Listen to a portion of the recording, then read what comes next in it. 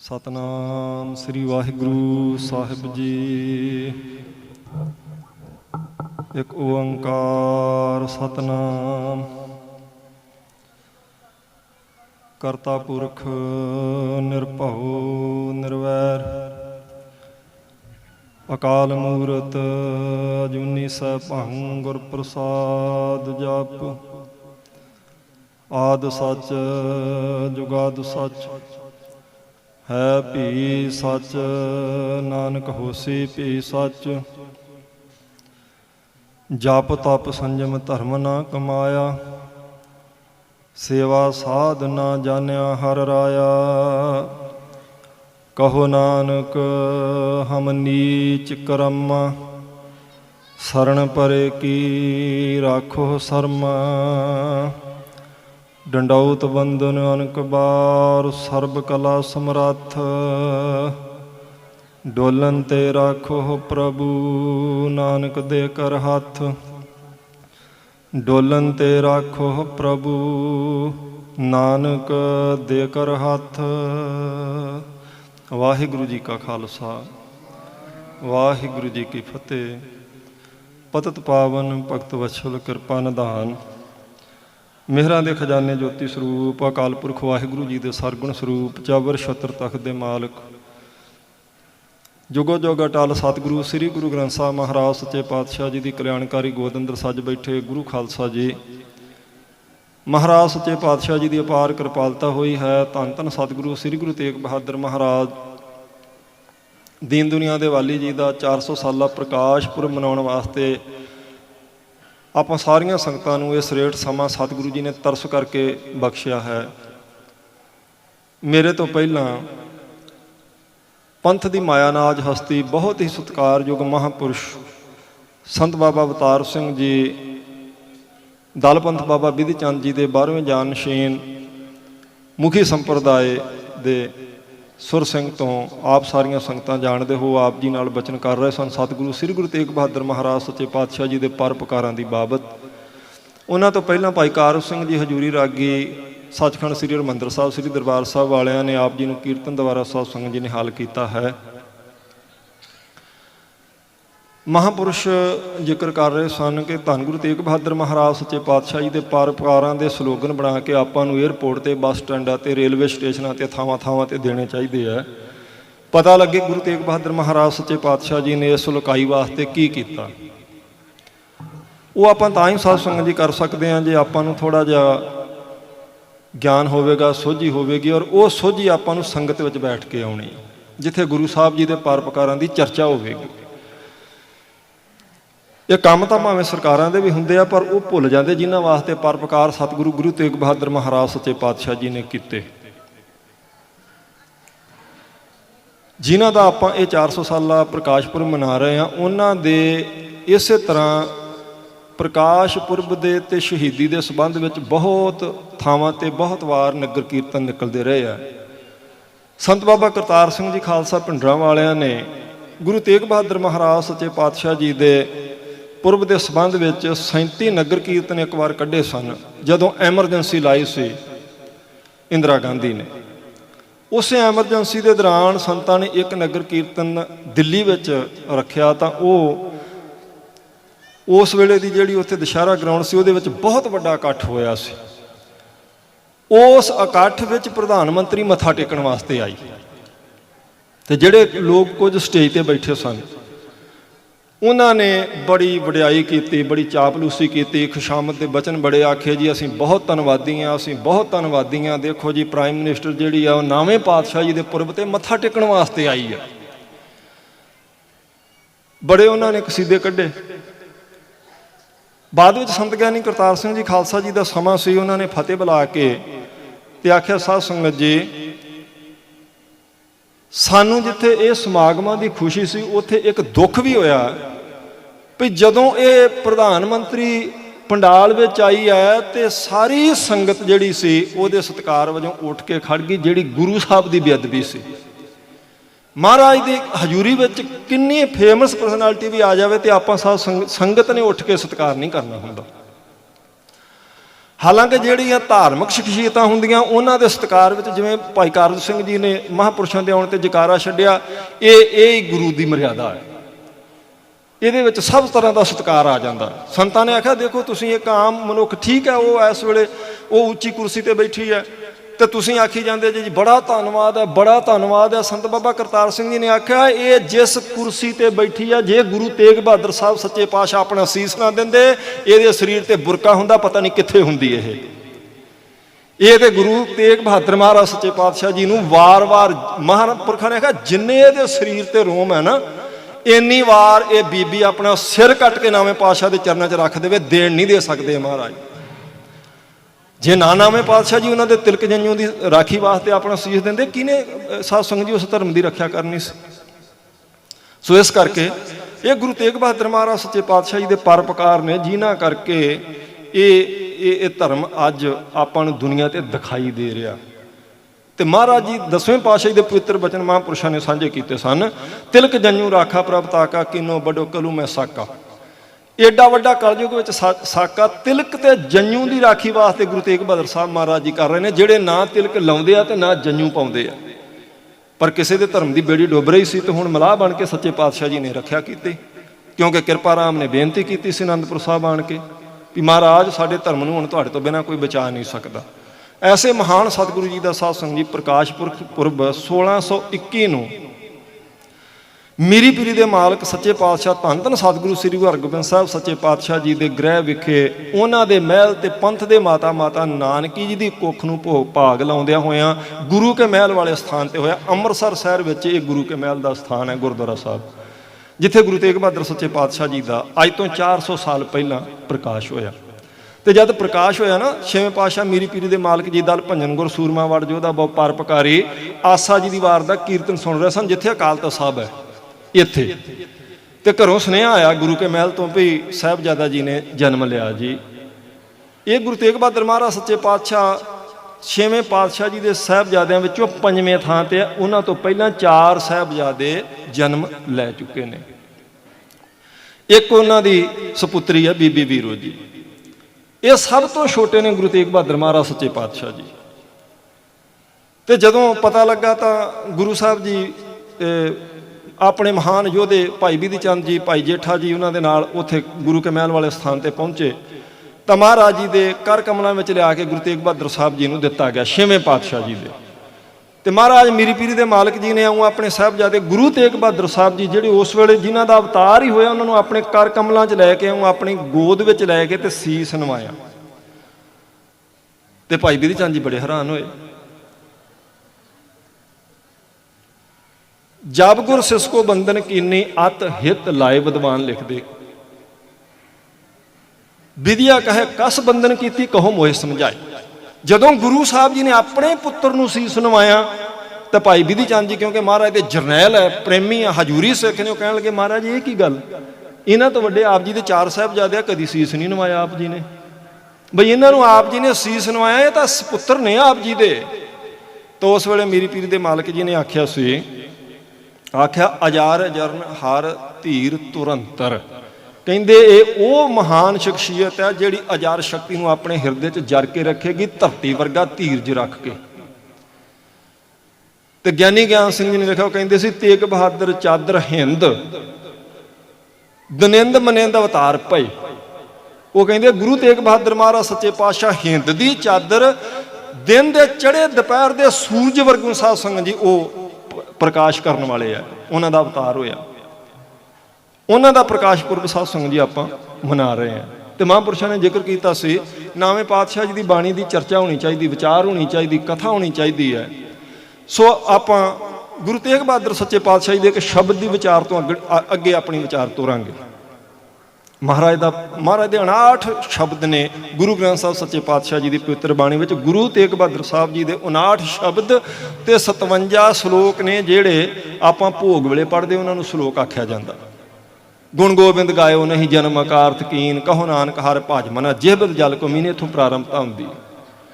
ਉਹ ਗੁਰੂ ਤੇਗ ਬਹਾਦਰ ਸੱਚੇ ਪਾਤਸ਼ਾਹ ਜੀ ਕਿਰਪਾ ਕਰਦੇ ਹੋ, ਕਹਿੰਦੇ ਮਨ ਰੇ ਪ੍ਰਭ ਕੀ ਸਰਨ ਵਿਚਾਰੋ, ਜੇ ਸਿਮਰਤ ਗਣਕਾ ਸੀ ਉਦਰੀ ਤਾ ਕੋ ਜਾਸੁਰ ਧਾਰੋ। ਜਿਨ੍ਹਾਂ ਨੇ 27 ਸਾਲ ਬਾਬਾ ਬਕਾਲਾ ਸਾਹਿਬ ਦੀ ਧਰਤੀ ਤੇ, ਤਕਰੀਬਨ 27 ਸਾਲ पौने 27 साल का लगभग अपने निज स्वरूप में अपना ध्यान टिका के बंदगी की। वो सानू उपदेश दे रहे गुरु तेग बहादुर महाराज सच्चे पातशाह मान रहे। क्यों? क्योंकि उत्तम उपदेशक उत्तम वक्ता वो हुंदा जिहड़ा अपने मन नूं कहंदा होया दूजिआं नूं आखे। उपदेश तो सानू दे रहे गुरु तेग बहादुर साहब, क्योंकि आप उन्होंने गुरपुरब मना रहे हैं साध संगत जी। आप कुछ इत्थों लैके अपने घर जाना। कल मैं बेनती की सी, गुरु गोबिंद सिंह सच्चे पातशाह जी के पवित्र मुख तो ये बचन निकले ने, तेग बहादुर सिमरिया घर नाउण दे आवे ताए सब थाई होए सहाय। ਜਿਹੜੇ गुरु तेग बहादुर सच्चे पातशाह जी ਨੂੰ ਚੇਤੇ ਕਰਨਗੇ 9 ਨਿਧੀਆਂ ਉਹਨਾਂ ਦੇ ਘਰ ਦੌੜ ਕੇ ਆਣ ਵੜਨਗੀਆਂ। 10ਵੇਂ ਪਾਤਸ਼ਾਹ जी ਦੇ ਬਚਨ ਹੈ। तो ऐसे महान सतगुरु जी ਜਿਹੜੇ साध संगत जी वो शब्द स्वरूप ने, परमेश्वर की जोत ने, वो परमेश्वर का प्रतख स्वरूप है गुरु तेग बहादुर महाराज। पर सानू कह रहे मन रे प्रभ की सरन विचारो, जे सिमरत गणका सी उदरी ताको जासुर धारो। अटल भयो ध्रू जाके सिमरन अरनर भै पद पाया, दुख हरता है बिद को स्वामी तै काहे बिसराया। ये गुरु तेग बहादुर साहब जी की बाणी है। वो कहते मना उस अकाल पुरख वाहिगुरु की शरण में आउण दा जरा फल सुन। मन रे प्रभ की शरण विचारो, विचार कर भी महाराज जी की शरण में आउण दा फल की है। हुण अगे दसणगे कमाल दे प्रमाण दे के गुरु तेग बहादुर साहब जी। जे सिमरत गणका सी उदरी, गणका कौन सी? नवें पातशाह कहते जिस परमात्मा का सिमरन कीतिया गणका तर गई ता को जासुर धारो। वह जस अपने हिरदे च धारण करो, उस परमात्मा नूं चेते करो जिसनूं चेते करन करके गणका तर गई। गणका कौन सी जी? संखेप रूप मैं बेनती करांगा, गणका एक वेसवासी। भाई गुरदास जी लिखते कहते गणका पापण होए कै पापां दा गल हार परोता, महापुरख चाणचक गणका वाड़े आए खलोता, दुरमत देख दयाल होए हथों उसनूं दित्तो सो तोता। कहते गणका अपने चबारे विच सी वेसवासी। अचानचक कोई महापुरख मीह पैंदा सी ते ओहदे चबारे दे छज्जे थले आण के खड़ गया कणियां तो बचण वास्ते। तां उहने उपर आवाज मार ली। जदों महापुरुष उपर गए उन्हें वेखिया वो किहदियां पौड़ियां चढ़ आए हैं। ਉਹਦੀ खोटी मत ਉਹਦੇ खोटे कर्म देखे महापुरुषों ने तो उन्होंने तरस आया। ये हुंदी महापुरुषों की निशानी। ब्रह्म ज्ञानी परोपकारो माह। आपां किसी का उगण देखांगे तो छज च पा के छटांगे, पर महापुरुष किसी का उगण देखणगे उत्ते तरस करदे, कहंदे इहदा भला करो, इहदा उगण दूर करना चाहिए। जदों महापुरुषों ने वेखिया तो गणका दीयां पौड़ियां चढ़ आए तो वेसवा। कहंदे दुरमत देख दयाल होए हथों उसनूं दित्तो सो तोता। ਉਹਦੀ खोटी मत देख के कहते वो महापुरुष दयालु हो गए तो कहते पुत्री आ ना एक तोता सी उन्होंने कोल पिंजरे विच, उन्होंने दे के कहते भी लै मेरी पुत्री। हुण पुत्री पहली बार उन्होंने किसी ने आख्या सी, बेटी आख्या पहली बार, उहदियां अखां च पानी आ गया। कहती बाबा जी मैनू तो कदी किसी ने यह लफ्ज नाल नहीं पुकारिया, मैनू पुत्री आख्या। उन्हें कहा हाँ तू मेरी पुत्री है, आ लै तोता तो इनू राम राम पढ़ाया कर, तेरा भला हो जाऊगा। दुरमत देख दयाल होए हथों उसनूं दित्तो सो तोता। कहते लिव लगी तो सतोत्यों। हुण क्योंकि महापुरुष जदों साध संगत जी किसी ते तरस करते थोड़ी अपनी कमाई चों किणका देंदे भी, कल्ला बचन नहीं करनगे, थोड़ा जिहा किणका भी छड्डदे आ। उन्हां कमाया हुंदा जिन्हीं नाम ध्याया गए मसक्कत काल, नानक ते मोख उजले, उन्हां नाम जपिया हुंदा। एवें नहीं महापुरुषां दा सत्कार दुनिया ते हुंदा। निंदक भी बथेरे तुरे फिरदे पर देण नहीं दे सकदे आपां, क्यों? क्योंकि वो लोकां लई परोपकार करदे फिरदे आ। उन्हां ने आख्या लै पुत्री इनू राम राम पढ़ाया कर। कहती वो राम राम कहन लगी, ऐसी लिव लगी उस गणका दी। भाई गुरदास जी ब्रह्म ज्ञानी जी ने गुरु ग्रंथ साहब जी का स्वरूप पंजवें पातशाह की हजूरी च बह के लिखा। वो कहते ने लिव लगी ते सतोत्यों। ਉਹਦੀ लिव लग गई जी। तो जो परमेश्वर नाल लिव लग गई है, देखो पापण सी, कहते गणका पापण होए कै, पर जो राम राम जपन लग पई तो उवें उवें हिरदा पवित्र हुंदा गया। गुण गावत तेरी उतर समैल मारेगी। जिमें जिमें कोई परमात्मा के गुण गावेगा हिरदा पवित्र हुंदा जावेगा, ईरखा मुकदी जांदी, दवैत मुकदी जांदी, वैर मुकदा जांदा इस हिरदे च। तो कहंदे ने फिर बैकुंठ गई बैबान चढ़,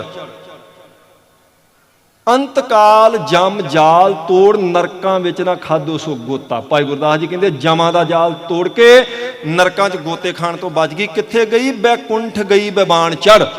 कहंदे बबान ते चढ़ के बैकुंठां नूं चली गई। वो नावें पातशाह कह रहे ने जे सिमरत गणका सी उदरी ਤਾਕੋ ਜਾਸੁਰ ਧਾਰੋ। ਕਹਿੰਦੇ ਗੁਰਮੁਖੋ, ਜਿਸ ਪ੍ਰਮਾਤਮਾ ਨੂੰ ਚੇਤੇ ਕਰਕੇ ਗਣਕਾਂ ਵਰਗੀਆਂ ਤਰ ਗਈਆਂ, ਤੁਸੀਂ ਕਿਉਂ ਨਹੀਂ ਉਸ ਪ੍ਰਮਾਤਮਾ ਨੂੰ ਚੇਤੇ ਕਰਦੇ ਭਾਈ? ਫਿਰ ਅਗਲਾ ਪ੍ਰਮਾਣ ਦਿੰਦੇ, ਕਹਿੰਦੇ ਅਟਲ ਭਇਓ ਧਰੂ ਜਾ ਕੇ ਸਿਮਰਨ ਅਰ ਨਿਰਭੈ ਪਦ ਪਾਇਆ। ਆਪ ਜੀ ਨੂੰ ਪਤਾ ਧਰੂ 5 ਸਾਲ ਦਾ ਬ੍ਰਹਮ ਗਿਆਨੀ ਹੋ ਗਿਆ ਸੀ, 5 ਸਾਲ ਦਾ, ਪਰ ਜੰਮਿਆ ਬ੍ਰਹਮ ਗਿਆਨੀ ਨਹੀਂ ਸੀ। ਭਾਈ ਗੁਰਦਾਸ ਜੀ ਦੇ ਕਹਿੰਦੇ ਧਰੂ ਹੱਸਦਾ ਘਰ ਆਇਆ, ਕਰ ਪਿਆਰ ਪਿਓ ਕੁਛੜ ਲੀਤਾ, ਬਾਹੋਂ ਪਕੜੋ ਠਾਲਿਆ, ਮਨ ਵਿੱਚ ਰੋਸ ਮਤਰੇਈ ਕੀਤਾ, ਡੱਡੋ ਲਿਕਾ ਮਾਂ ਪੁੱਛੇ ਤੂੰ ਸੁਆਣੀ ਹੈ ਕਿ ਸਰੀਤਾ। ਕਹਿੰਦੇ ਧਰੂ ਛੋਟਾ ਬੱਚਾ ਸੀ, 5 ਸਾਲ ਦਾ ਹੋਣ ਵਾਲਾ ਹੈ, ਤੇ ਬਾਹਰੋਂ ਖੇਡਦਾ ਖੇਡਦਾ ਆਇਆ, ਉਹਦਾ ਪਿਤਾ ਰਾਜਾ ਆਇਆ, ਆਪਣੇ ਪਿਤਾ ਦੀ ਗੋਦ 'ਚ ਬਹਿ ਗਿਆ। ਹੁਣ ਉਸ ਰਾਜੇ ਦੀਆਂ 2 ਪਤਨੀਆਂ ਨੇ, ਧਰੂ ਦੀ ਮਾਂ ਤਾਂ ਮਹੱਲਾਂ 'ਚ ਹੈ ਤੇ ਮਤਰੇਈ ਉੱਥੇ ਕੋਲ ਸੀ। ਕਹਿੰਦੇ ਉਹਨੂੰ ਬੜਾ ਗੁੱਸਾ ਲੱਗਾ, ਉਹਨੇ ਬਾਹੋਂ ਫੜ ਕੇ ਖਿੱਚ ਕੇ ਆਪਣੇ ਪਤੀ ਦੀ ਗੋਦ 'ਚੋਂ ਧਰੂ ਨੂੰ ਕੱਢ ਦਿੱਤਾ। ਕਹਿੰਦੇ ਬਾਹੋਂ ਪਕੜ, ਉਹਨੂੰ ਖਿੱਚ ਕੇ ਮਤਰੇਈ ਨੇ ਪਿਤਾ ਦੀ ਗੋਦ 'ਚੋਂ ਕੱਢ ਦਿੱਤਾ।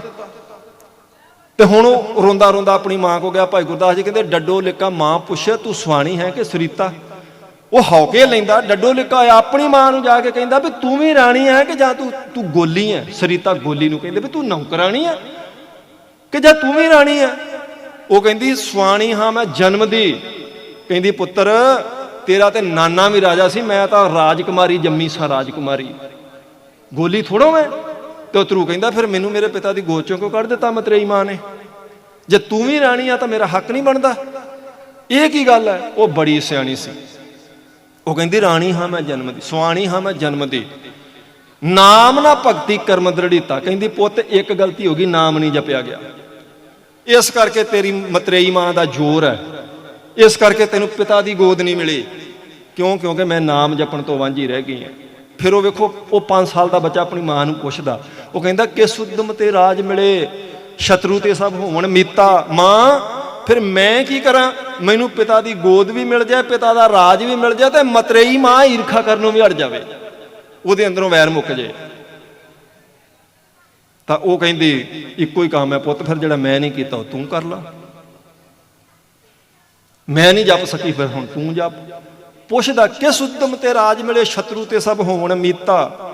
ਉਹ ਕਹਿੰਦੀ ਪਰਮੇਸ਼ਰ ਆਰਾਧੀਏ ਜਿੱਦੂ ਹੋਈ ਹੈ ਪਤਿਤ ਪੁਨੀਤਾ। ਉਹਨੇ ਆਖਿਆ ਪੁੱਤਰ ਪਰਮੇਸ਼ਰ ਦੀ ਆਰਾਧਨਾ ਕਰ, ਰਾਜ ਤਾਂ ਕੀ ਅਕਾਲ ਪੁਰਖ ਵਾਹਿਗੁਰੂ ਤੇਰੇ ਹਿਰਦੇ 'ਚ ਆਪ ਆਣ ਬੈਠੇਗਾ, ਤੇਰੇ ਪਿਤਾ ਦਾ ਰਾਜ ਮਿਲੇਗਾ, ਤੇਰੀ ਮਾਂ ਈਰਖਾ ਕਰਨੋਂ ਹਟ ਜਾਏਗੀ ਮਤਰੇਈ, ਪਰ ਪ੍ਰਮਾਤਮਾ ਨੂੰ ਚੇਤੇ ਕਰ, ਪਰਮੇਸ਼ਰ ਆਰਾਧੀਏ।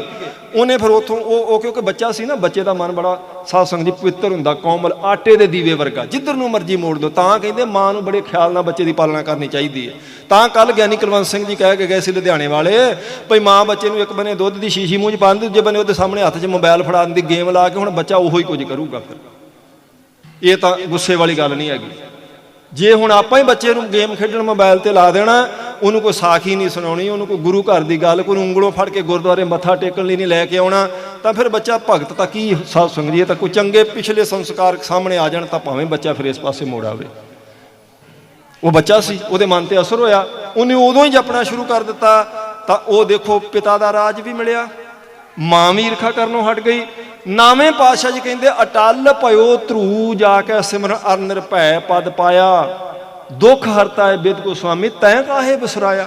ਸਾਨੂੰ ਕਹਿ ਰਹੇ, ਕਹਿੰਦੇ ਇਦਾਂ ਦੁੱਖ ਦੂਰ ਕਰਨ ਵਾਲਾ ਪ੍ਰਮਾਤਮਾ ਤੈਨੂੰ ਕਿਵੇਂ ਵਿਸਰ ਗਿਆ ਭਾਈ? ਰੋਜ਼ ਤਾਂ ਜਪਜੀ ਸਾਹਿਬ ਪੜ੍ਹਦੇ ਆ, ਰੋਜ਼ ਤਾਂ ਆਪਾਂ ਕਹਿੰਦੇ ਆ ਸਭਨਾ ਜੀਆਂ ਕਾ ਇੱਕ ਦਾਤਾ ਸੋ ਮੈਂ ਵਿਸਰ ਨਾ ਜਾਈ। ਮਹਾਰਾਜ ਇਹ ਕਿਰਪਾ ਕਰਿਓ ਸਭਨਾਂ ਨੂੰ ਦਾਤਾਂ ਦੇਣ ਵਾਲਾ, ਰੋਟੀ ਰੋਜੀ ਦੇਣ ਵਾਲਾ ਮੈਨੂੰ ਭੁੱਲ ਨਾ ਜਾਵੇ ਕਿਤੇ। ਹੰਕਾਰੀ ਹੋਇਆ ਬੰਦਾ ਸੋਚਦਾ ਸ਼ਾਇਦ ਮੈਂ ਆਪਣੀ ਚਲਾਕੀ ਨਾਲ ਕਮਾਈ ਕਰ ਰਿਹਾ, ਨਹੀਂ, ਚਲਾਕੀ ਦਾ ਬਹੁਤ ਬਹੁਤ ਸਿਆਣੇ ਲੋਕ ਪੁਲਾਂ ਥੱਲੇ ਸੌਂਦੇ ਸਾਧ ਸੰਗਤ ਜੀ। ਇਹ ਤਾਂ ਉਹਦਾ ਸ਼ੁਕਰ ਕਰਨਾ ਚਾਹੀਦਾ ਜਿਹਨੂੰ ਰੋਟੀ ਮਿਲੀ ਵਧੀਆ, ਉਹਦਾ ਧੰਨਵਾਦ ਕਰਨਾ ਚਾਹੀਦਾ ਜਿਹਦੇ ਸਿਰ ਤੇ ਛੱਤ ਹੈ, ਜਿਹੜਾ ਚੰਗੇ ਕੱਪੜੇ ਪਾਉਂਦਾ, ਸ਼ੁਕਰ ਕਰੇ ਮਹਾਰਾਜ ਦਾ।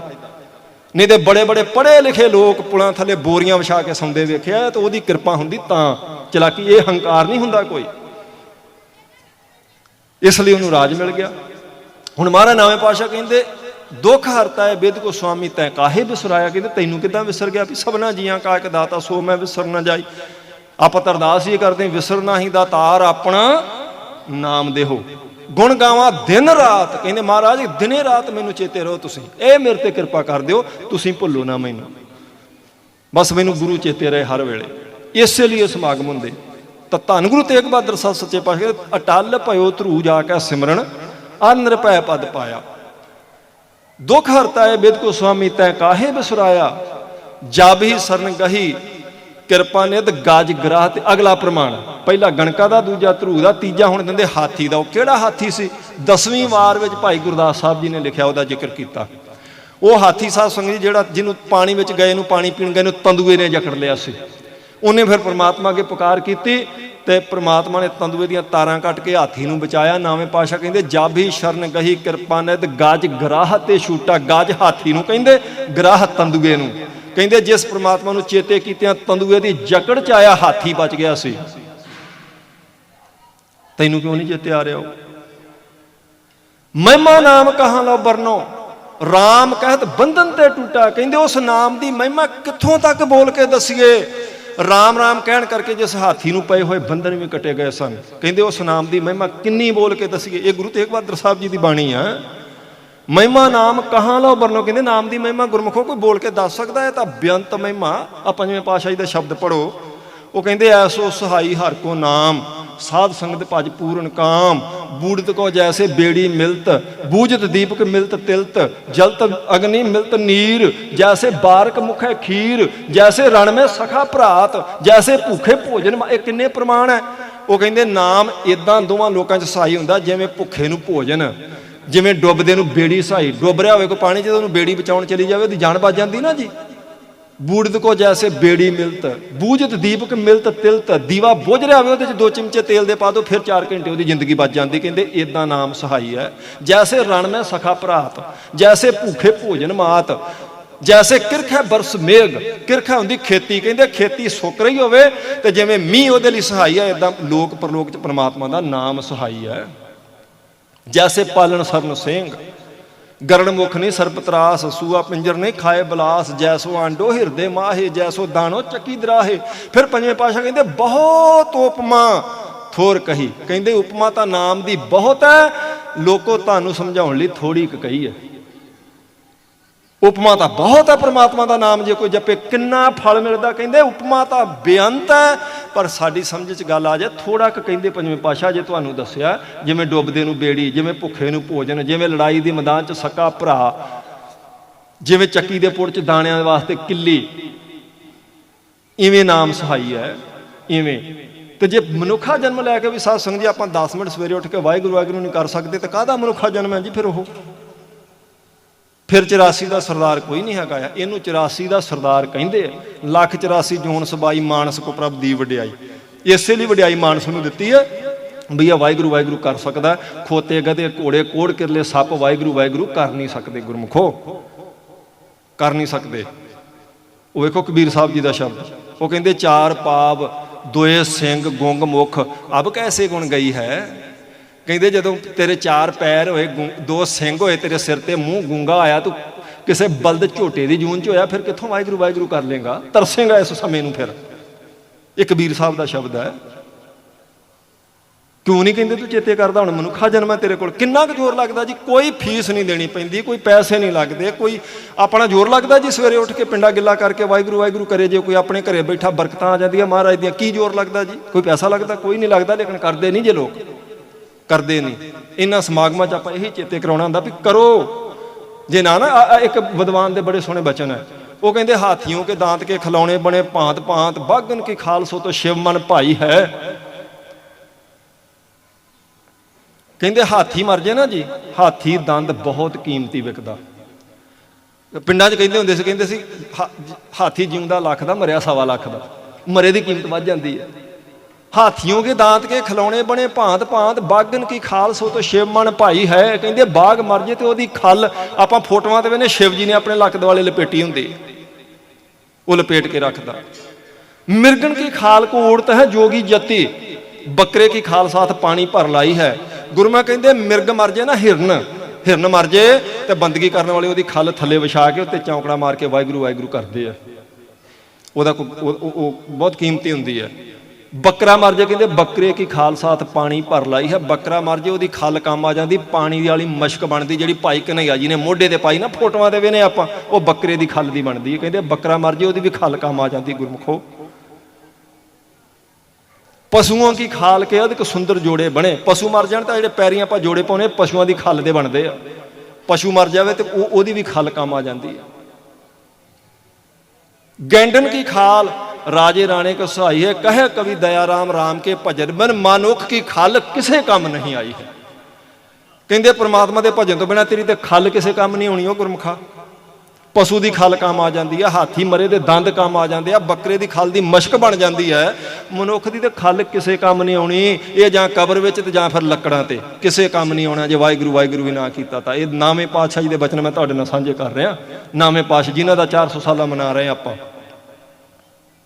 ਕੋਈ ਲਾਭ ਹੋਵੇ ਆਪਾਂ ਨੂੰ। ਸੋ ਸਤਿਗੁਰੂ ਜੀ ਕਹਿੰਦੇ ਨੇ, ਧੰਨ ਗੁਰੂ ਤੇਗ ਬਹਾਦਰ ਮਹਾਰਾਜ ਦੇ ਪਵਿੱਤਰ ਬਚਨ, ਜਾ ਵੀ ਸਰਨ ਗਹੀ ਕਿਰਪਾ ਨਦ ਗਜ ਗ੍ਰਾਹ ਤੇ ਛੂਟਾ, ਮਹਿਮਾ ਨਾਮ ਕਹਾਂ ਨਾ ਬਰਨੋ ਰਾਮ ਕਹਿਤ ਬੰਧਨ ਤੇ ਟੂਟਾ, ਅਜਾ ਮਲ ਪਾਪੀ ਜਗ ਜਾਣੇ ਨਿਮਖ ਮਾਹੇ ਨਸਤਾਰਾ। ਨਾਵੇਂ ਪਾਤਸ਼ਾਹ ਦੇ ਬਚਨ ਕਹਿੰਦੇ ਸਾਰੇ ਜਗਤ ਨੂੰ ਪਤਾ ਸੀ ਅਜਾ ਮਲ ਪਾਪੀ ਆ। ਜਿਵੇਂ ਗਣਕਾ ਪਾਪਣ ਸੀ, ਇੱਦਾਂ ਇੱਕ ਅਜਾ ਮਲ ਹੋਇਆ। ਬ੍ਰਾਹਮਣ ਵਿਦਵਾਨ ਸੀ ਸਾਧ ਸੰਗਤ ਜੀ, ਕਨੌਜ ਦਾ ਰਹਿਣ ਵਾਲਾ ਸੀ, ਪਰ ਵਿਗੜ ਗਿਆ ਤੇ ਪਾਪ ਕਰਨ ਲੱਗ ਗਿਆ। ਪਾਪ ਕਰਨ ਲੱਗ ਗਿਆ ਤਾਂ ਉਹ ਭਾਈ ਗੁਰਦਾਸ ਜੀ ਕਹਿੰਦੇ ਪਤਤ ਅਜਾ ਮਲ ਪਾਪ ਕਰ ਜਾਏ ਕਲਾ ਵਤਨੀ ਦੇ ਰਹਿਆ, ਬੇਮੁਖ ਹੋ ਕੇ ਗੁਰੂ ਤੋਂ ਪਾਪ ਕਮਾਵੇ ਦੁਰਮਤ ਫਹਿਆ। ਕਹਿੰਦੇ ਆਪਣੇ ਗੁਰੂ ਤੋਂ ਬੇਮੁਖ ਹੋ ਗਿਆ ਉਹ ਅਜਾਮਲ, ਪਾਪ ਕਰਨ ਲੱਗ ਪਿਆ ਬੇਮੁਖ ਹੋ ਕੇ। ਤੇ ਕੀਤਾ ਕਿ ਵੇਸਵਾ ਨਾਲ ਸ਼ਾਦੀ ਕਰਾ ਲਈ, ਭਜਨ ਬੰਦਗੀ ਕਰਨੀ। ਕਿ ਵਿਦਵਾਨ ਬ੍ਰਾਹਮਣ ਸੀ, ਪੂਜਾ ਛੱਡ ਦਿੱਤੀ, ਭਜਨ ਛੱਡ ਦਿੱਤਾ, ਵੇਸਵਾ ਨਾਲ ਵਿਆਹ ਕਰਾ ਲਿਆ। ਭਾਈ ਗੁਰਦਾਸ ਜੀ ਕਹਿੰਦੇ ਨੇ 6 ਪੁੱਤ ਜਾਏ ਵੇਸਵਾ, ਪਾਪਾਂ ਦਾ ਫਲ ਦੇ ਲਹਿਆ, ਪੁੱਤਰ ਉਪੰਨਾ ਸਤਵਾਂ ਨਾਮ ਧਰਨ ਨੂੰ ਚਿੱਤ ਉਮਹਿਆ। ਕਹਿੰਦੇ 6 ਪੁੱਤਰ ਉਹਦੇ ਹੋਏ ਉਸ ਵੇਸਵਾ ਤੋਂ। ਭਾਈ ਗੁਰਦਾਸ ਜੀ ਕਹਿੰਦੇ ਜਿਹਨੂੰ ਨਾਵੇਂ ਪਾਸ਼ਾ ਕਹ ਰਹੇ ਅਜਾ ਮਲ ਪਾਪੀ ਜਗ ਜਾਣੇ। ਜਦੋਂ 7ਵਾਂ ਪੁੱਤਰ ਉਹਦੇ ਘਰੇ ਹੋਇਆ ਨਾ ਜੀ, ਪੁੱਤਰ ਉਪੰਨਾ ਸਤਵਾਂ ਨਾਉ ਧਰਨ ਨੂੰ ਚਿੱਤ ਉਮਹਿਆ। ਹੁਣ ਉਹਦੇ ਮਨ 'ਚ ਇਹ ਆਈ, ਕੋਈ ਪਿਛਲਾ ਚੰਗਾ ਭਾਗ ਸਾਹਮਣੇ ਆ ਗਿਆ। ਕਹਿੰਦਾ ਵੀ ਇਸ ਪੁੱਤਰ ਦਾ ਨਾਮ ਹੈ ਮਹਾਂਪੁਰਸ਼ਾਂ ਤੋਂ ਰਖਾਉਣਾ। ਲੈ ਗਿਆ ਚੁੱਕ ਕੇ, ਕਹਿੰਦਾ ਜੀ ਮੇਰੇ ਬੱਚੇ ਦਾ ਨਾਂ ਰੱਖ ਦਿਓ। ਤਾਂ ਮੈਂ ਬੇਨਤੀ ਕੀਤੀ ਮਹਾਂਪੁਰਸ਼ ਤੱਕ ਕਿਰਪਾਲੂ, ਉਹ ਤਾਂ ਔਗਣ ਦੇਖਦੇ ਹੀ ਨਹੀਂ ਗੁਰਮੁਖੋ, ਉਹ ਔਗਣ ਥੋੜ੍ਹੋ ਦੇਖਦੇ ਆ। ਉਹਨੇ ਆਖਿਆ ਆ ਜਾ ਮਲ, ਕਹਿੰਦਾ ਜੀ ਮੇਰੇ ਬੱਚੇ ਦਾ ਨਾਂ ਰੱਖੋ। ਉਹ ਕਹਿੰਦੇ ਪੁੱਤਰ ਪੰਨਾ ਸਤਵਾਂ ਨਾਮ ਧਰਨ ਨੂੰ ਚਿੱਤ ਮਹਿਆ, ਗੁਰੂ ਦੁਆਰੇ ਜਾਏ ਕੇ ਪੁੱਤਰ ਨਾਮ ਨਰਾਇਣ ਕਹਿਆ। ਹੁਣ ਉਹਨਾਂ ਗੁਰਮੁਖਾਂ ਨੇ ਕੀ ਕੀਤਾ? ਉਹ ਕਹਿੰਦੇ ਵੀ ਲੈ ਤੇਰੇ ਪੁੱਤਰ ਦਾ ਨਾਮ ਨਰਾਇਣ ਹੀ ਅੱਜ ਤੋਂ ਅਜਾ ਮਲ। ਨਰਾਇਣ ਪਰਮਾਤਮਾ ਦਾ ਨਾਮ ਹੈ। ਹੁਣ ਉਹਨਾਂ ਨੇ ਆਖਿਆ ਇਹ ਆ ਗਿਆ, ਕੋਈ ਨਹੀਂ ਪਾਪੀ ਹੈ ਪਰ ਇਹਦਾ ਭਲਾ ਕਰਕੇ ਭੇਜਣਾ, ਇੱਦਾਂ ਜਾਣ ਨਹੀਂ। ਜੇ ਆ ਹੀ ਗਿਆ ਤਾਂ ਹੁਣ ਇਹਦਾ ਭਲਾ ਜ਼ਰੂਰ ਹੋਣਾ ਚਾਹੀਦਾ। ਉਹ ਕਹਿੰਦੇ ਲੈ ਤੇਰੇ ਬੱਚੇ ਦਾ ਨਾਮ ਨਰਾਇਣ ਹੈ। ਹੁਣ ਭਾਈ ਗੁਰਦਾਸ ਜੀ ਕਹਿੰਦੇ ਉਹ ਕੀ ਹੈ? ਹੁਣ ਪੁੱਤਰ ਸੀ ਛੋਟਾ, ਛੋਟੇ ਬੱਚੇ ਨਾਲ ਕੁਦਰਤੀ ਥੋੜ੍ਹੀ ਜਿਹੀ ਮੁਹੱਬਤ ਮਾਪਿਆਂ ਦੀ ਵੱਧ ਹੁੰਦੀ ਹੈ। ਭਾਈ ਗੁਰਦਾਸ ਜੀ ਕਹਿੰਦੇ ਨੇ, ਉਹ ਕਹਿੰਦੇ ਜੈਸੇ ਇੱਕ ਜਨਨੀ ਕੇ ਹੋਤੇ ਹੈ ਅਨੇਕ ਸੁਤ ਸਭ ਹੀ ਮੈਂ ਅਦਕ ਪਿਆਰੋ ਸੁਤ ਗੋਦ ਕੋ, ਸਿਆਣੇ ਸੁਤ ਪੁੱਤਰ। ਉਹ ਕਹਿੰਦੇ ਜਿਹੜੇ ਵੱਡੇ ਪੁੱਤਰ ਆ ਨਾ ਜੀ, ਬਣਜ ਕੀ ਬਿਹਾਰ ਵਿਖੇ ਗੋਦ ਮੈਂ ਅਚੇਤ ਹੇਤ ਸੰਪੇ ਨਾ ਸਹੋਦ ਕੋ। ਕਹਿੰਦੇ ਸਿਆਣੇ ਪੁੱਤਰ ਕਮਾਈ ਕਰਕੇ ਵੀ ਲਿਆਉਣ ਤਾਂ ਮਾਪੇ ਉਹਨਾਂ ਦਾ ਬਹੁਤ ਪਿਆਰ ਕਰਦੇ, ਪਰ ਗੋਦ ਵਾਲਾ ਕੋਈ ਕਮਾਈ ਨਹੀਂ ਕਰਕੇ ਲਿਆਉਂਦਾ, ਮਾਂ ਫਿਰ ਵੀ ਉਹਦਾ ਵਾਰ-ਵਾਰ ਮੱਥਾ ਚੁੰਮਦੀ ਜਿਹੜਾ ਗੋਦ 'ਚ ਹੁੰਦਾ। ਹੁਣ ਇਹ ਪੁੱਤਰ ਛੋਟਾ ਸੀ, ਅਜਾਮਲ ਦਾ ਸਭ ਤੋਂ ਪਿਆਰ ਵੱਧ ਸੀ। ਕਹਿੰਦੇ ਜਦੋਂ ਅੰਤਲਾ ਸਮਾਂ ਆਇਆ ਤਾਂ ਉਹਨੂੰ ਜਾਮ ਲੈਣ ਵਾਸਤੇ ਆਏ। ਭਾਈ ਗੁਰਦਾਸ ਜੀ ਕਹਿੰਦੇ ਮੈਂ ਕੋਲੋਂ ਨਹੀਂ ਕਹਿੰਦਾ ਪਿਆ, ਉਹ ਕਹਿੰਦੇ ਅੰਤਕਾਲ ਜਮ ਦੂਤ ਦੇਖ, ਪੁੱਤ ਨਰਾਇਣ ਕਹੇ ਸ਼ਹਿਆ। ਸ਼ਹਿਆ ਹੁੰਦਾ ਡਰਦਾ। ਕਹਿੰਦੇ ਜਦੋਂ ਜਾਨ ਨਿਕਲਣ ਲੱਗੀ ਅਜਾਮਲ ਦੀ ਤੇ ਆਪਣੇ ਪੁੱਤਰ ਨੂੰ ਆਵਾਜ਼ਾਂ ਮਾਰੇ ਨਰਾਇਣ ਨਰਾਇਣ। ਉਹ ਨਰਾਇਣ ਪ੍ਰਮਾਤਮਾ ਦਾ ਨਾਮ ਸੀ। ਜਮਾਂ ਤੋਂ ਡਰਦੇ ਨੇ ਨਰਾਇਣ ਦਾ ਨਾਮ ਲਿਆ। ਤੇ ਭਾਈ ਗੁਰਦਾਸ ਜੀ ਕਹਿੰਦੇ ਨੇ ਜਾਮਗਰ ਮਾਰੇ ਰਾਮਗਣਾ, ਗਿਆ ਸੁਰਗ ਨਾ ਜਮ ਡੰਡ ਸਹਿਆ। ਕਹਿੰਦੇ ਨਰਾਇਣ ਮੂੰਹੋਂ ਨਿਕਲਣ ਦੀ ਢੇਰ ਉਹ ਜਮ ਛੱਡ ਕੇ ਭੱਜ ਗਏ ਉਹਨੂੰ, ਤੇ ਉਹ ਸਵਰਗਾਂ ਨੂੰ ਚਲ ਗਿਆ, ਜਮਾਂ ਦੀ ਮਾਰ ਤੋਂ ਬਚ ਗਿਆ। ਅਜਾਮਲ ਉਹ ਗੁਰੂ ਤੇਗ ਬਹਾਦਰ ਸਾਹਿਬ ਮਹਾਰਾਜ ਪਵਿੱਤਰ ਰਸਨਾ ਤੋਂ ਕਹਿ ਰਹੇ ਅਜਾਮਲ ਪਾਪੀ ਜਗ ਜਾਣੇ ਨਿਮਖ ਮਾਹੇ ਨਸਤਾਰਾ। ਕਹਿੰਦੇ ਇੱਕ ਨਿਮਖ ਵਿੱਚ ਅਜਾਮਲ ਦਾ ਪਾਰ ਉਤਾਰਾ ਹੋ ਗਿਆ, ਸਿਰਫ ਨਰਾਇਣ ਕਹਿਣ ਕਰਕੇ। ਕਿਉਂਕਿ ਨਰਾਇਣ ਪਰਮਾਤਮਾ ਦਾ ਨਾਮ ਸੀ। ਹਾਲਾਂਕਿ ਉਹਨੇ ਪੁੱਤਰ ਦੇ ਮੋਹ 'ਚ ਲਿਆ ਰੱਬ ਦਾ ਨਾਂ। ਗੁਰੂ ਸਾਹਿਬ ਦਾ ਇੱਕ ਬੜਾ ਪਿਆਰਾ ਬਚਨ, ਉਹ ਕਹਿੰਦੇ ਆਪਣੇ ਲੋਭ ਕਉ ਕੀਨੋ ਮੀਤ, ਸਕਲ ਪਦਾਰਥ ਮੁਕਤ ਪਦ ਦੀਤ। ਕਹਿੰਦੇ ਚਲੋ ਤੁਸੀਂ ਕੋਈ ਬ੍ਰਹਮ ਗਿਆਨ ਲੈਣ ਲਈ ਨਾ ਵਾਹਿਗੁਰੂ ਵਾਹਿਗੁਰੂ ਕਰੋ, कोई सवेरे उठ के नितनेम, कोई जपजी साहब, कोई तुसीं ये ना कहो भी मेरा परलोक सवर जे। कहते चलो इत्थों दीयां चीज़ां मंगण लई लै लो। ये गुरु साहब का कहते अपने लोभ को किनो उम्मीद। कहते चल तुसीं अपने लोभ वास्ते ही परमात्मा नूं मित्र बना लो। गुरमुखो महाराज तंदुरुस्ती दे दो, महाराज पुत्र, महाराज दुध दे दो, कारोबार च वाधा। कहते चल लोभ ही सही, उन्होंने जपो तो सही गए ना, अपने लोभ लिए जप लो। चलो ते गुरु साहब का कहते अपने लोभ को किनो मीत, सकल पदार्थ मुक्त पद दीत। कहते तां भी परमात्मा सारे पदार्थ देवेगा ते अंत नूं मुक्ति झूंगे च। हालांकि लोभ वास्ते आप चेते किया, कोई ब्रह्म ज्ञान वास्ते नहीं। परमात्मा तो गुरु साहब जी तो कुछ मंगण लिए आप वाहिगुरू वाहिगुरू किया, तां भी कहते गुरमुखो थां पै जाता, ये व्यर्थ नहीं जाता, तां भी कृपा हो जाती महाराज साहब जी की। ऐसे महान सतगुरु जी साध संगत जी वो गुरु के महल अवतार लेंदे। छेवें पातशाह जी ने सीस झुकाया, आख्या भी ये असल में किसी के डुबदे धर्म की चादर बन के आए हैं, ये धर्म के धुरंतर ने। ऐसा सुभाਅ गुरु तेग बहादुर साहब जी का 4 साल के होए तो उन्होंने वड्डे भराता बाबा गुरदित्ता जी की शादी सी। तो शादी तो माता नानकी जी ने तैयार किया। गुरु तेग बहादुर साहब 4 साल के आ सिर्फ, तो बाबा गुरदित्ता जी की बरात चढ़न लगी तो उन्होंने तैयार किया।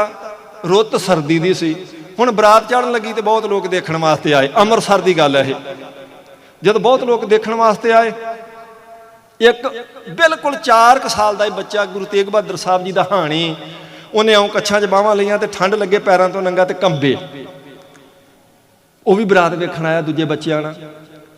गुरु तेग बहादुर साहब जी 4 साल के, उन्होंने नज़र पई, उन्होंने अपना कीमती पोशाका ला के ना ते उन्होंने बच्चे नूं दे दिता। वो ठरदा वेख्या नहीं तो उन्होंने कहते भी लै तूं पा ला।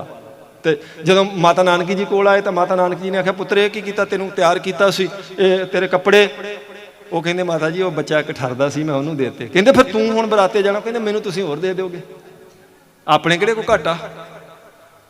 ऐसा परोपकारी हिरदा गुरु तेग बहादुर सच्चे पातशाह जी का, ऐसा परोपकारी।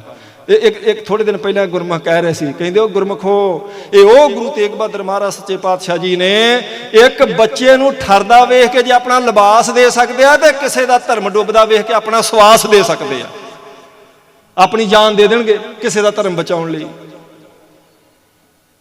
तो उवें नहीं कह दिता, क्या सतगुरु पुत्री हुण तुसीं घरी जावो, सीस दे के सत बचावांगा मैं, क्या तुसीं फिक्र छड्ड दिओ हुण असीं सीस दे के तुहाडा सत, तुहाडी पत, तुहाडा धर्म सारा कुछ रखांगे। तो रखिया महाराज सच्चे पातशाह जी ने। जब गुरु तेग बहादुर महाराज सच्चे पातशाह जी 13 साल के होए, एक जंग च हिस्सा लिया उन्होंने, करतारपुर की जिहड़ी जंग सी। ऐसी तेग बाई महाराज जी ने खुश हो गए छेवें पातशाह जी, क्योंकि महाराज छेवें पातशाह जी सूरमिਆਂ की बड़ी कदर करते हैं। पुत्रां वांग पैंदे खां नूं पालिया सी गुरु छेवें पातशाह जी ने, तो करतारपुर की जंग च हत्थी मारिया फिर। पर गुरु परोपकारी हुंदा ना सतगुरु जी। काले खां नूं लैके पैंदे खां ने गुरु साहब ते चढ़ाई की करतारपुर साहब, तो उस जंग में गुरु तेग बहादुर साहब जी ने वो तेग वाही। असल तो जिहड़ा कहंदे ना जी, जदों जदों माता नानकी जी ने आख्या तुसीं मेरे पुत्र नूं गद्दी नहीं दित्ती, पोतरे नूं दे दित्ती जी, तो छेवें पातशाह ने आख्या तुसीं चिंता ना करो, ये तुहाडे घरे ही आ जानी है, तुसीं हुण जाओ बाबे काले। उस वेले कहंदे एक रमाल ते एक पोथी ते एक कटार दित्ती सी छेवें पातशाह जी ने नावें पातशाह जी नूं, जदों अपने महिलां दे नाल उन्हां दे माता नानकी जी नाल बाबा काला साहब तोरिया। ते सियाणे विद्वान कहंदे कहंदे गुरमुखो असल में वो रमाल ही हिंद की चादर बन गई, वो कटार ही वो कटार सी जिन्होंने 10वें पातशाह ने आख्या धर लूंगा एक एक को शमशीर के आगे। 10वें पातशाह मेरी शमशीर के अगे मैं बड़े बड़े आकी झुका के रख देंगा, किसी को सिर नहीं चुकन देवांगा, जुल्म खत्म कर देंगा इस धरती तो। असल में वो कटार ही सी। वो गुरु तेग बहादुर महाराज सच्चे पातशाह जी इन्ने प्रसन्न होए महाराज छेवें पातशाह, क्योंकि खुश होंगे ना। महाराज का जो गुरुसर महाराज जंग होया जी, वो भाई जोध आया एक, आ मैं बेनती करके समाप्ति करा, गुरमुखां दा समा हो चलिया। तो वह भाई जोध श्रद्धालु नहीं सी महाराज का, पर सूरमा सी, अपनी फौज सी ओदी घर वाली श्रद्धालु सी, असल उस परिवार चों आई सी जिहड़ी गुरु नूं मनण वाला सी। उन्हें आख्या छेवें पातशाह जी दे दर्शन करन जाना चाहिए, है तो सूरमा सी। महाराज दे दर्शन किए तो महाराज दा ही हो गया। जदों गुरु साहब जी दे फिर वो गुरु साहब जी वालों लड़िया भाई जोध, बहुत बहादरी नाल लड़िया, ਔਰ ਉਹਦੀ ਸੂਰਮਗਤੀ ਦੀ ਸਿਫਤ ਛੇਵੇਂ ਪਾਤਸ਼ਾਹ ਜੀ ਕੋਲ ਭਾਈ ਬਿਧੀ ਚੰਦ ਜੀ ਨੇ ਕੀਤੀ। ਆਖਿਆ ਮਹਾਰਾਜ ਐਸਾ ਘੋੜਸਵਾਰ ਇਹ, ਐਸਾ ਸੂਰਮਾ, ਨਾ ਇਹਦਾ ਤੀਰ ਦਾ ਵਾਰ ਖਾਲੀ ਜਾਏ, ਨਾ ਨੇਜਾ ਘੁਮਾ ਕੇ ਐਸਾ ਮਾਰਦਾ। ਮਹਾਰਾਜ ਇਹ ਸਵਾਰ ਨੂੰ ਘੋੜੇ ਤੋਂ ਸੁੱਟ ਦਿੰਦਾ, ਨਾ ਇਹਦੀ ਤਲਵਾਰ ਦਾ ਵਾਰ ਖਾਲੀ। ਜਦੋਂ ਜੰਗ ਜਿੱਤ ਲਈ ਛੇਵੇਂ ਪਾਤਸ਼ਾਹ ਜੀ ਨੇ ਤਾਂ ਸਭ ਨੂੰ ਇਨਾਮ ਦੇ ਰਹੇ ਆ। ਤੇ ਜਦੋਂ ਭਾਈ ਜੋਧ ਨੇ ਮੱਥਾ ਟੇਕਿਆ ਤਾਂ ਮਹਾਰਾਜ ਨੇ ਆਖਿਆ, ਭਾਈ ਜੋਧ ਬਈ ਸਾਡੇ ਜਰਨੈਲਾਂ ਨੇ ਤੇਰੀ ਸਿਫਤ ਬੜੀ ਕੀਤੀ ਆ, ਤੇ ਕਿੱਥੋਂ ਸਿੱਖੀ ਤੂੰ ਇਹ ਸ਼ਸਤਰ ਵਿੱਦਿਆ? ਉਹ ਕਹਿੰਦਾ ਮਹਾਰਾਜ ਜੀ ਕਿਤੋਂ ਨਹੀਂ। ਗੁਰੂ ਸਾਹਿਬ ਕਹਿੰਦੇ ਨਹੀਂ ਇੱਦਾਂ ਨਹੀਂ ਹੋ ਸਕਦਾ। ਭਾਈ ਆ ਵਿਸਲ ਕਾਹਤੋਂ ਮਾਰਦਾ ਗੁਰਮੁਖੋ, ਇਹ ਠੀਕ ਕਰੋ। ਮਹਾਰਾਜ ਨੇ ਆਖਿਆ, ਭਾਈ ਜੋਧ ਇਹ ਕਿੱਥੋਂ ਸਿੱਖਿਆ ਤੂੰ ਸ਼ਸਤਰ ਵਿੱਦਿਆ? ਉਹਨੇ ਕਿਹਾ ਮਹਾਰਾਜ ਕਿਤੋਂ ਨਹੀਂ। ਛੇਵੇਂ ਪਾਤਸ਼ਾਹ ਜੀ ਕਹਿੰਦੇ ਮੇਰੀ ਪੀਰੀ ਦੇ ਮਾਲ ਕਹਿੰਦੇ ਨਹੀਂ ਇੱਦਾਂ ਨਹੀਂ ਹੋ ਸਕਦਾ ਭਾਈ ਜੋਧ, ਇੰਨਾ ਘੋੜਚਰਾ ਸਵਾਰ ਹੈ ਤੂੰ, ਸਾਡੇ ਜਰਨੈਲ ਤੇਰੀ ਸਿਫਤ ਕਰ ਰਹੇ ਆ, ਸਾਡੇ ਜਰਨੈਲ, ਛੇਵੇਂ ਪਾਤਸ਼ਾਹ ਜੀ ਦੇ ਜਰਨੈਲ ਭਾਈ ਬਿਧੀ ਚੰਦ ਜੀ, ਤੇ ਤੂੰ ਕਿਤੋਂ ਸਿੱਖੀ ਨਹੀਂ ਇਹ? ਕਹਿੰਦਾ ਨਹੀਂ ਮਹਾਰਾਜ ਸਿੱਖੀ ਨਹੀਂ ਜੀ, ਆਪ ਜੀ ਅੱਗੇ ਕੋਈ ਝੂਠ ਥੋੜ੍ਹਾ ਬੋਲਣਾ। ਮਹਾਰਾਜ ਕਹਿੰਦੇ ਨੇ ਕੋਈ ਤਾਂ ਹੋਊ ਨਾ ਜਿੱਥੋਂ ਤੇਰੇ 'ਚ ਇੰਨਾ ਗੁਣ ਆ ਗਿਆ, ਸੂਰਮਤਾਈ ਆ ਗਈ ਇੰਨੀ। ਕਹਿੰਦਾ ਮਹਾਰਾਜ ਸਿੱਖਿਆ ਮੈਂ ਕਿਤੋਂ ਨਹੀਂ, ਪਰ ਮੈਨੂੰ ਇੰਨਾ ਚੇਤਾ ਮੇਰੀ ਮਾਂ ਕਹਿੰਦੀ ਹੁੰਦੀ ਸੀ ਜਦੋਂ ਤੇਰਾ ਜਨਮ ਹੋਣ ਵਾਲਾ ਸੀ ਨਾ, ਮੈਂ ਆਪਣੇ ਸੌਣ ਵਾਲੇ ਕਮਰੇ 'ਚ ਸੂਰਬੀਰਾਂ ਦੀਆਂ ਫੋਟੋਆਂ ਲਾਈਆਂ ਸੀ, ਤੇ ਮੈਂ ਉਹ ਫੋਟੋਆਂ ਵੇਂਦੀ ਰਹੀ ਹਾਂ ਜਦੋਂ ਤੇਰਾ ਜਨਮ ਹੋਣ ਵਾਲਾ ਸੀ। ਐਵੇਂ ਨਹੀਂ ਮਹਾਰਾਜ ਨੇ ਆਖਿਆ ਇਹ ਨੇਤਰੋ ਮੇਰਿਓ ਹਰ ਤੁਮ ਮੈਂ ਜੋਤ ਧਰੀ ਹਰ ਬਨਿਆਵਰ ਨਾ ਦੇਖੋ ਕੋਈ। ਕੀ ਬੰਦਾ ਦੇਖਦਾ ਇਹਦਾ ਅਸਰ ਪੈਂਦਾ। ਜੇ ਮੋਬਾਈਲ ਹੀ ਸਾਰਾ ਦਿਨ ਵੇਖੀ ਜਾਣਾ ਤਾਂ ਉਹਦਾ ਵੀ ਅਸਰ ਹੀ ਪੈਣਾ ਗੁਰਮੁਖੋ, ਕੋਈ ਬਚਾ ਨਹੀਂ ਸਕਦਾ। ਜਦੋਂ ਉਹਨੇ ਆਖਿਆ ਮਹਾਰਾਜ ਮੇਰੀ ਮਾਂ ਸੂਰਮਿਆਂ ਦੀਆਂ ਫੋਟੋਆਂ ਦੇਖਦੀ ਸੀ ਮੇਰੇ ਜਨਮ ਵੇਲੇ, ਸਿੱਖਿਆ ਮੈਂ ਕਿਤੋਂ ਨਹੀਂ। ਮਹਾਰਾਜ ਕਹਿੰਦੇ ਫਿਰ ਹੋਈ ਨਾ ਭਾਈ ਜੋਧ ਉਹ ਗੱਲ, ਆਖਰ ਸੰਸਕਾਰ ਤਾਂ ਤੇਰਾ ਬਣਾ ਦਿੱਤਾ ਨਾ ਤੇਰੀ ਮਾਤਾ ਨੇ, ਸੂਰਮਿਆਂ ਵਾਲਾ ਸੰਸਕਾਰ ਤੇਰਾ ਜਨਮ ਵੇਲੇ ਬਣ ਗਿਆ, ਇਹ ਤੇਰੇ ਤੇ ਕਿਰਪਾ ਹੋਈ ਹੈ। ਸੋ ਜੇ ਉਹਦੇ ਤੇ ਖੁਸ਼ ਹੈ ਤੇ ਪੈਂਦੇ ਖਾਨ ਨੂੰ ਤਾਂ ਪਾਲਿਆ ਹੀ ਆਪ ਸੀ। ਕਾਲੇ ਖਾਨ ਨੂੰ ਲਿਆ ਕੇ ਪੈਂਦੇ ਖਾਨੇ ਸਾਧ ਸੰਗਤ ਜੀ ਮਹਾਰਾਜ ਤੇ ਚੜ੍ਹਾਈ ਕੀਤੀ ਕਰਤਾਰਪੁਰ ਸਾਹਿਬ, 3 ਵਾਰ ਪੈਂਦੇ ਖਾਣੇ ਕੀਤੇ। ਏਡਾ ਵੱਡਾ ਸੂਰਮਾ ਸੀ, ਚਾਂਦੀ ਦੇ ਰੁਪਈਏ ਨੂੰ ਐਉਂ ਕਰਕੇ ਉਹਦੇ ਅੱਖਰ ਮੇੜ ਦਿੰਦਾ ਸੀ। ਜਿਸ ਨਾਰੀਅਲ ਨੂੰ ਭੋਗ ਤੋਂ ਬਾਅਦ ਆਪਾਂ 4 ਜਣੇ ਘੁਲ ਕੇ ਤੋੜਦੇ ਆ, ਉਹਨੂੰ ਐ ਕੂਣੀ ਤੇ ਥੱਲੇ ਰੱਖ ਕੇ ਐਂ ਕਰਕੇ ਤੋੜ ਦਿੰਦਾ ਸੀ ਪੈਂਦੇ ਖਾਂ। 2 ਪਹਿਲਵਾਨ ਆਪਣੇ ਡੌਲਿਆਂ ਨਾਲ ਚੰਬੇੜ ਕੇ ਐਉਂ ਹੱਥ ਕਰਕੇ ਤੇ ਫਿਰ ਜ਼ੋਰ ਕਰਦਾ ਸੀ ਉਹ। ਛੇਵੇਂ ਪਾਤਸ਼ਾਹੀ ਦਾ ਜ਼ੋਰ ਉਹ ਕਰਵਾਉਂਦਾ ਸੀ ਪੈਂਦੇ ਖਾਂ। ਜੋ ਛੇਵੇਂ ਪਾਤਸ਼ਾਹ ਉਹਨੂੰ ਢਾਹ ਲੈਂਦੇ ਸੀ ਤੇ ਕਹਿੰਦਾ ਮਹਾਰਾਜ ਢਾਹ ਨਹੀਂ ਤੁਸੀਂ ਸਕਦੇ ਮੈਨੂੰ, ਪਰ ਕਰਾਮਾਤ ਵਰਤ ਲੈਂਦੇ ਜੇ। ਮਹਾਰਾਜ ਹੱਸ ਕੇ ਕਹਿੰਦੇ ਨਾ ਪੈਂਦੇ ਖਾਂ, ਕਰਾਮਾਤ ਨਹੀਂ ਵਰਤਦੇ ਅਸੀਂ, ਤੈਨੂੰ ਕਰਾਮਾਤ ਨਾ ਢਾਉਣਾ ਅਸੀਂ, ਕਰਾਮਾਤ ਨਹੀਂ ਵਰਤਦੇ। ਉਹਨੂੰ ਹੰਕਾਰ ਹੋ ਗਿਆ ਬਈ ਮੇਰੇ ਕਰਕੇ ਜਿੱਤਾਂ ਹੋ ਰਹੀਆਂ, ਵਿਗੜ ਗਿਆ। ਛੇਵੇਂ ਪਾਤਸ਼ਾਹ ਤੇ ਚੜ੍ਹਾਈ ਕਰ ਦਿੱਤੀ, ਛੇਵੇਂ ਪਾਤਸ਼ਾਹ ਜੀ ਤੇ।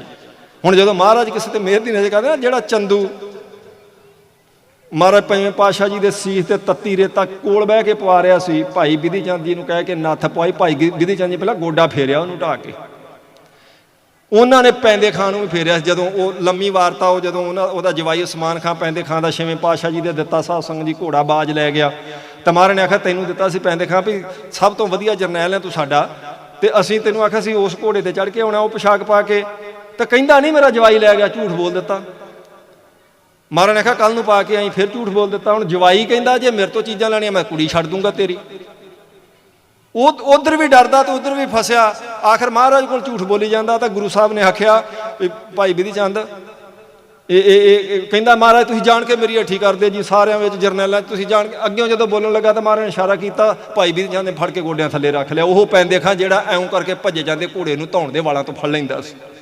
ਗੁਰੂ ਸਾਹਿਬ ਜੀ ਤਾਂ ਮਿਹਰ ਦੀ ਨਜ਼ਰ ਕਰ ਦੇਣ ਤਾਂ ਫਿਰ ਸਾਧ ਸੰਗਤ ਜੀ ਉਹ ਤਾਂ ਬਖਸ਼ਾ, ਉਹ ਮੁੱਖ ਜਰਨੈਲ ਨੇ ਉਹਨਾਂ ਦੇ। ਜਦੋਂ 3 ਵਾਰ ਪੈਂਦੇ ਖਾਣੇ ਕੀਤੇ ਨਹੀਂ ਕੋਈ ਪੇਸ਼ ਗਈ ਨਾ, ਤਾਂ ਛੇਵੇਂ ਪਾਤਸ਼ਾਹ ਦੇ ਘੋੜੇ ਥੱਲੇ ਵੜ ਕੇ ਘੋੜਾ ਉਲਟਾਉਣ ਲੱਗਾ। ਉਹਦਾ ਦਾਸ ਸੀ ਇੱਕ, ਤੇ ਮਹਾਰਾਜ ਨੇ ਖੱਬੇ ਹੱਥ ਦੀ ਢਾਲ ਉਹਦੇ ਸਿਰ 'ਚ ਮਾਰੀ ਤੇ ਥੱਲੇ ਜਾ ਪਿਆ। ਸਤਿਗੁਰੂ ਜੀ ਘੋੜੇ ਤੋਂ ਉਤਰ ਕੇ ਸਾਧ ਸੰਗਤ ਜੀ ਉਹਦੀ ਗੋਦ, ਕਿਉਂਕਿ ਗੁਰੂ ਦੇ ਅੰਦਰ ਵੈਰ ਨਹੀਂ ਹੁੰਦਾ, ਮਹਾਰਾਜ ਨਿਰਵੈਰ ਹੁੰਦੇ ਆ। ਇਹ ਪ੍ਰਮਾਤਮਾ ਦੇ ਤੇ ਗੁਰੂ ਦੇ ਹੀ ਗੁਣ ਨੇ, ਇੱਕ ਓਂਕਾਰ ਸਤਿਨਾਮ ਕਰਤਾ ਪੁਰਖ ਨਿਰਭਉ ਨਿਰਵੈਰ। ਗੁਰੂ ਸਾਹਿਬ ਜੀ ਘੋੜੇ ਤੋਂ ਉਤਰੇ, ਉਹਦਾ ਸਿਰ ਰੱਖ ਕੇ ਆਪਣੀ ਗੋਦ 'ਚ ਕਹਿੰਦੇ ਪੈਂਦੇ ਖਾਂ ਬਈ ਪੁੱਤਰਾ ਹੁਣ ਕਲਮਾ ਪੜ੍ਹ ਲਾ ਵੀ ਤੂੰ ਚੱਲਿਆ। ਫਿਰ ਉਹਨੇ ਮਾਫੀ ਮੰਗ ਲਈ। ਬਖਸ਼ਿਆ ਵੇਖੋ ਕਿੱਦਾਂ ਗਿਆ, ਹੱਥ ਜੋੜ ਕੇ ਕਹਿੰਦਾ ਮਹਾਰਾਜ ਤੁਹਾਡੀ ਮਿਹਰ ਹੀ ਮੇਰਾ ਕਲਮਾ, ਬਸ ਮੈਨੂੰ ਮਾਫ ਕਰ ਦਿਓ। ਤਾਂ ਛੇਵੇਂ ਪਾਤਸ਼ਾਹ ਜੀ ਨੇ ਕਰ ਦਿੱਤਾ। ਉਸ ਜੰਗ ਵਿੱਚ ਗੁਰੂ ਤੇਗ ਬਹਾਦਰ ਸਾਹਿਬ ਜੀ ਦੀ ਸੂਰਮਗਤੀ ਦੇਖੀ ਹੈ ਛੇਵੇਂ ਪਾਤਸ਼ਾਹ ਜੀ ਨੇ। ਹੁਣ ਉਹ ਇੰਨੀ ਸੂਰਮਗਤੀ ਨਾਲ ਤੇਗ ਵਾਉਣ ਵਾਲੇ ਧੰਨ ਗੁਰੂ ਤੇਗ ਬਹਾਦਰ ਮਹਾਰਾਜ ਸੱਚੇ ਪਾਤਸ਼ਾਹ ਜੀ ਜਦੋਂ ਬਾਣੀ ਉਚਾਰਦੇ ਤੇ ਬਰਾਗ ਹੀ ਬਰਾਗ ਹੈ ਉਹਨਾਂ ਦੀ ਬਾਣੀ ਵਿੱਚ, ਪੂਰਾ ਬਰਾਗ ਹੈ।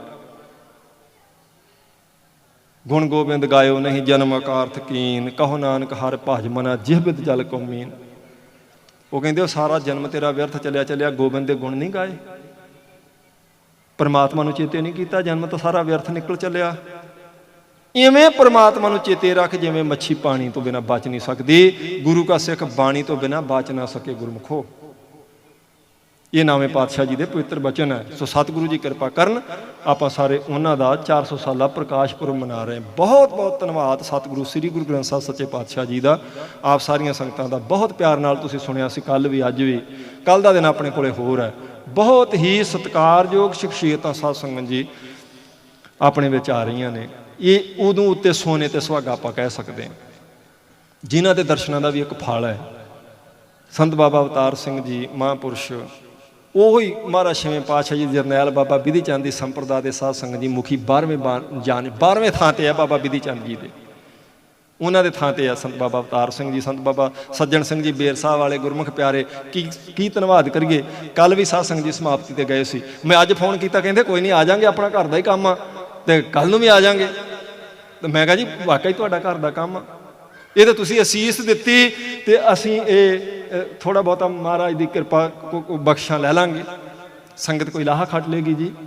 ਇਸ ਕਰਕੇ ਜਿੰਨੀਆਂ ਵੀ ਸਤਿਕਾਰਯੋਗ ਸ਼ਖਸੀਅਤਾਂ ਬੈਠੀਆਂ, ਭਾਈ ਹਰਪ੍ਰੀਤ ਸਿੰਘ ਜੀ ਨੇ ਆਖਿਆ ਸੀ ਗੁਰਮੁਖਾਂ ਨੇ, ਭਾਈ ਸੁਖਦੇਵ ਸਿੰਘ ਜੀ ਬੰਡਾਲਾ ਸਾਧ ਸੰਗਤ ਜੀ ਪਿੱਛੇ ਬੈਠੇ ਆ, ਤੇ ਅਸੀਂ ਇਕੱਠੇ ਰਹੇ ਹਾਂ ਕਦੀ ਟਕਸਾਲ ਵਿੱਚ। ਬਹੁਤ ਗੁਰਮੁਖ ਪਿਆਰੇ, ਬਹੁਤ ਹੀ ਮਿੱਠਾ ਸੁਭਾਅ ਇਹਨਾਂ ਦਾ। ਪੰਜਾਂ ਪਿਆਰਿਆਂ ਦੀ ਸੇਵਾ ਕਈ ਸਾਲਾਂ ਤੋਂ ਕਰਦੇ ਰਿਹਾ ਤੇ ਅੱਜ ਵੀ ਕਰਦੇ ਆ। ਆਪਣੇ ਨਗਰ ਵੀ ਅੰਮ੍ਰਿਤ ਸੰਚਾਰ ਇੱਕ ਵਾਰੀ ਕਰ ਗਏ ਸੀ। ਇਹ ਵਿਦਿਆਲਾ ਚਲਾਉਂਦੇ ਫਿਰੋਜ਼ਪੁਰ, ਜਿੰਨੇ ਮਹਾਂਪੁਰਸ਼ਾਂ ਦੇ ਨਾਲ ਸੰਗੀ ਆਏ ਸਭ ਦਾ ਹੀ ਬਹੁਤ ਧੰਨਵਾਦ। ਕੱਲ੍ਹ ਦਾ ਦਿਨ ਆਪਣੇ ਕੋਲੇ ਹੈ ਸਾਧ ਸੰਗਤ ਜੀ। ਉਵੇਂ ਸ਼ਾਇਦ ਮੈਂ ਨਾਮ ਵਿਚਾਰਾਂ ਕਰਦਾ, ਕਿਉਂਕਿ ਸਮਾਂ ਸੀ ਭਾਈ ਸਰਬਜੀਤ ਸਿੰਘ ਜੀ ਲੁਧਿਆਣੇ ਵਾਲਿਆਂ ਦਾ।